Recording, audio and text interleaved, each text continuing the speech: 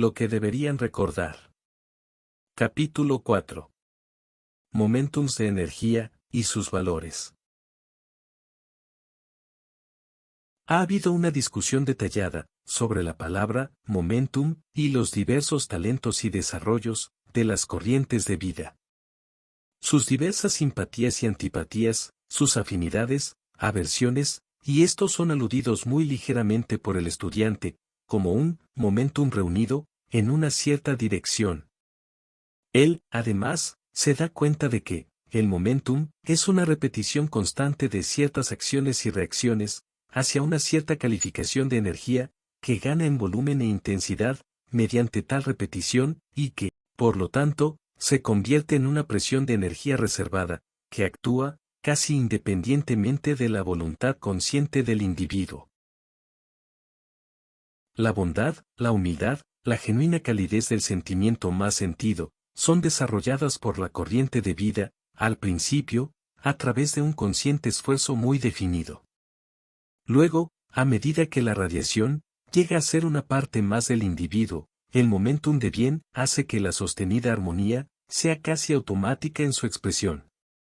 La gente en encarnación física pasa muchos años desarrollando un momentum de energía para adquirir destreza en muchas expresiones de arte, música, negocio, comercio, y luego comienza el estudio que incluyó la atracción de su energía divina y su focalización hacia dentro de un definido canal, con el entendimiento de que debe ser consumida una cierta cantidad de energía divina, a fin de lograr una cantidad razonable de destreza en su campo elegido. De la misma manera, las corrientes de vida, que han surtido sus listas de atributos y hábitos del ser personal, deberían tomar la misma razonable actitud impersonal para el cultivo de las cualidades divinas, como ellos lo hacen al cultivar cierto conocimiento en el mundo externo. Cada ser, desde el electrón hasta la deidad, expande su particular cualidad mediante su absorción consciente de la energía divina y la dirige de acuerdo con el libre albedrío de la vida autoconsciente. No existe sustituto para un momentum reunido de una cualidad. Cada persona, ascendida o no, representa hoy la suma total de su propia energía calificada a través de las centurias, de acuerdo con la elección individual. Algunas personas tienen un momentum de discordia. En la nueva era, todos los momentums de discordia previamente acumulados deben ser disueltos y luego reemplazados a través del esfuerzo consciente del individuo, mediante la atracción de la energía divina y el establecer nuevas cualidades y expresiones que estén de acuerdo con la voluntad de Dios. Aquí es donde nosotros llegamos a una explicación muy maravillosa y poco entendida de cómo los seres no ascendidos son elegidos por la jerarquía y los señores del karma para asistir en la manifestación de la perfección que formará el patrón de la nueva era. El momentum reunido de cada corriente de vida en cualquier canal constructivo forma un gran reservorio de energía o fuerza que hace de tal ser una tremenda presión para el bien a través de la ya desarrollada naturaleza interna, y los maestros usan ese ímpetu a través de los instrumentos ya preparados con ciertas facultades, que crean entonces canales naturales para el trabajo a mano. Es lo mismo que utilizar actores experimentados, en lugar de personas absolutamente sin entrenar, para la expresión de su trabajo. Por ejemplo, un individuo que ha enseñado durante siglos, es un instrumento más fácil de usar por los maestros, para dar una conferencia, que lo que sería para ellos, tomar a alguien que jamás haya construido un momentum de enseñanza, y trataran de arreglar los cuerpos internos, de tal manera que la presión de sus pensamientos y sentimientos, pudiesen ser expresados forzadamente, y bien. Ese es el porqué. Todos los grupos de estudiantes y aspirantes son elegidos, no por su actual expresión externa, sino por el momentum de los talentos y cualidades internas, que pueden ser utilizados en una cierta localidad, mezclados con los demás, para el mayor bien del todo. Otro aspecto de la ley será encontrado en la precipitación de la opulencia, belleza, etc. Cuando una corriente de vida ha sostenido un deseo durante un cierto número de años o encarnaciones, ellos forman en los éteres una copa o diseño, representando tal poderoso deseo, sea este por un hogar, o una graduación mayor, por una hermandad universal o por una educación popular para la juventud. Estas formas ya están extraídas de la sustancia de vida universal, y cuando ellas están de acuerdo con el plan constructivo del universo, uno o más de los maestros ascendidos pueden animar ese deseo, pensamiento y sentimiento forma, o visión, con su pleno momentum y poder cósmico reunido de la precipitación, a través de la corriente de vida que ha sostenido esa visión, y de esa forma, traerla a la manifestación. El espejo cósmico. En el estudio espiritual, el espejo de la mente ha sido referido en numerosas ocasiones. La mente externa es una placa impresionable, sensitiva, usada como un conductor para las ideas divinas, liberadas desde el perfecto plan de Dios. Es el medio a través del cual la divina voluntad es interpretada, y luego, de acuerdo con las habilidades del intérprete, es traducida a la manifestación física. La mente externa nunca se intentó que fuese un centro generador para los procesos de pensamientos independientes, sino realmente, como la receptora de los impulsos desde el centro corazón de la creación, que el individuo utilizó para cumplir su parte del plan divino. En el gran esquema de las cosas, existe únicamente una mente, no muchas, y esta gran mente perfecta de Dios tuvo la intención de expresarse a sí misma, a través de las muchas manifestaciones del Uno, y se intentó que el ser externo fuese meramente un conducto en el mundo físico, para tomar las divinas ideas, y a través de los usos de la sustancia de los cuatro elementos, moldearlos en la forma.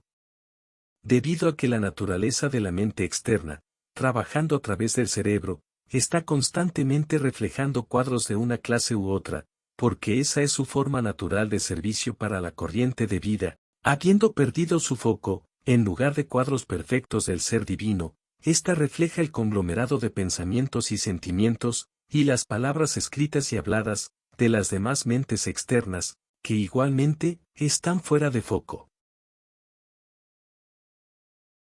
Este conglomerado de hechos y fantasías, del aumento intelectual a la que se alude en el individuo, como una mente buena o un intelecto brillante, en realidad solo es un montón de disparates, para el efluvio de otros ignorantes, o algunas veces, individuos iluminados. Toda persona debe algún día llegar a entender que la mente externa es la servidora de la presencia divina. Ustedes pueden tomar esa mente, así como focalizarían una placa microscópica sobre la verdad, y fluiría hacia la conciencia externa, un entendimiento perfectamente claro, de eso que es, y de eso que debe ser. Los adivinadores originales, que usaban la bola de cristal, eran plenamente conscientes de esto, y la bola de cristal representa la mente clara, en la cual la verdad del universo es revelada. El cerebro es el instrumento que usa la mente, pero la misma mente es el instrumento del espíritu. Cuando estos tres son uno, ustedes tienen una unión balanceada y un adepto despierto. Cuando estos tres actúan independientemente, el uno del otro, tienen una expresión, fuera de centro, que a través de los intereses y deseos externos, con frecuencia, están trabajando totalmente independientes del plan divino, y rara vez, o nunca, están de acuerdo con este. La sustancia mental se adapta dentro del cerebro, como una mano a un guante. Es etérica en composición. El éter puro es cristal en sustancia, y la mente, para llegar a estar alerta completamente a las impresiones de la divinidad, debe retornar a esta cualidad cristalina de sustancia. Por lo tanto, trabajar eternamente sobre la purificación de la mente, es lograr una gran destreza en transmutar los pensamientos, de la divinidad en expresión. Este cristal, clara sustancia etérica, llamada la mente externa, debería estar constantemente en paz, sin un pensamiento de expresión autogenerador, sino como el mar reflejando el sol. Debería estar constantemente abierta al divino plan del universo, y luego, viendo y conociendo ese plan, el individuo debería salir y expresarlo. El estuche, dentro del cual se adapta la mente, es el cerebro. Este está compuesto de la sustancia de la tierra, los elementales de las octavas inferiores, e igualmente, es invadido por el caos atómico, del erróneo vivir. Pura como el alabastro, iluminada como el sol, debe llegar a ser la estructura cerebral, y luego, la mente iluminada, a su vez, será un bello y fuerte instrumento con el cual trabajar. Las sustancias, llevadas hacia el cuerpo como alimento, son más rápidamente sentidas por los átomos físicos del cerebro, y tan pronto como ellos alcanzan el plexo solar, su efecto es sentido por la estructura cerebral. Ese es el por qué, en Crotona, fui tan extremadamente cuidadoso con la dieta. Para lograr la habilidad del intelecto, el alerta del cuerpo, y la iluminación de la mente, la dieta debería ser cuidadosamente preparada, y adherirse a ella. El hombre, es un instrumento muy complejo, y existen tantas ruedas dentadas muy finas, en el perfecto funcionamiento de los mecanismos, que siempre es una fuente de asombro para mí, ver que los estudiantes progresen tan rápidamente como lo hacen, en tal estado de ajuste defectuoso. Estoy extremadamente encariñado con el órgano, y cada nota es afinada a la milésima de una pulgada, para que el resultado pueda ser perfecto, y sin embargo, el estudiante promedio no tiene ningún afinador. En mi trabajo de la escuela en Crotona, yo usé la música de la divinidad para traer armonía a la mente interna y a los átomos que componen el vehículo, y a través de esa música logré gran perfección en mi instrumento.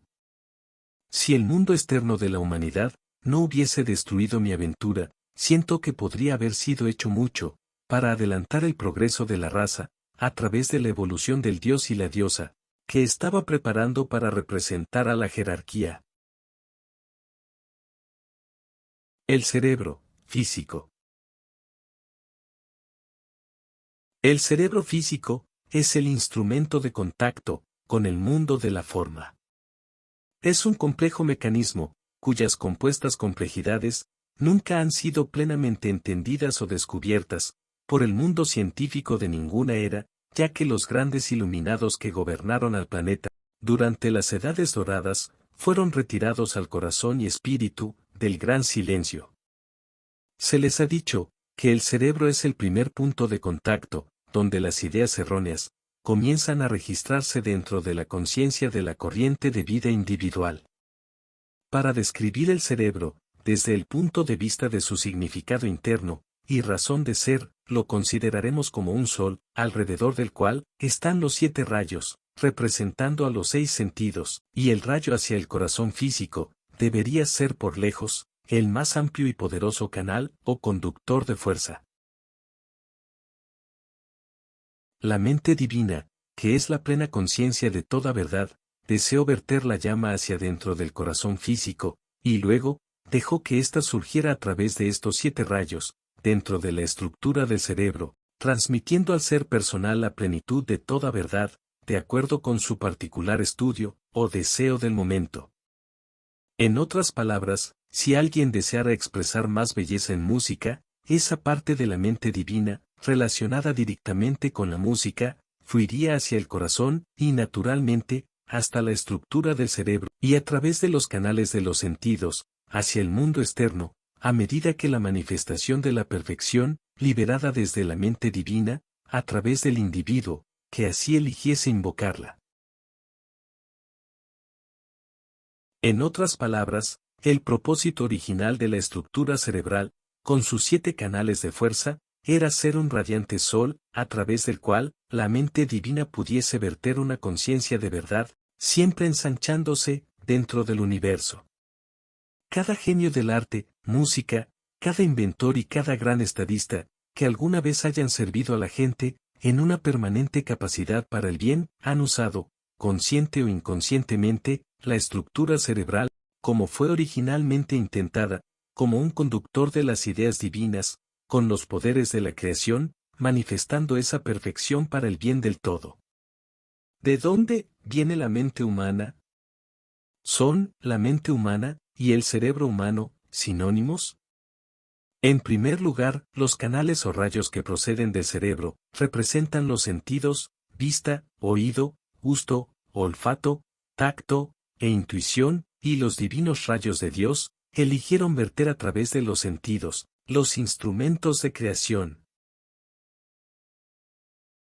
Sin embargo, a través de la distorsión e inversión de la ley, los sentidos, comenzaron a atraer hacia dentro de la estructura cerebral, los diversos registros del mundo externo, y se convirtieron en una atracción magnética de las manifestaciones imperfectas, desde afuera hacia adentro, hasta que el punto central donde se focalizan los sentidos, dentro del cerebro físico, se convirtió en una masa conglomerada de impresiones, informadas al cerebro, por estos sentidos imperfectos. Y esta masa conglomerada, se convirtió en la mente humana. Esta mente humana, no tiene realidad, no es verdadera, pero sin embargo, forma las creencias, conceptos, y el poder motivador detrás de los actos, los pensamientos y sentimientos de la gente.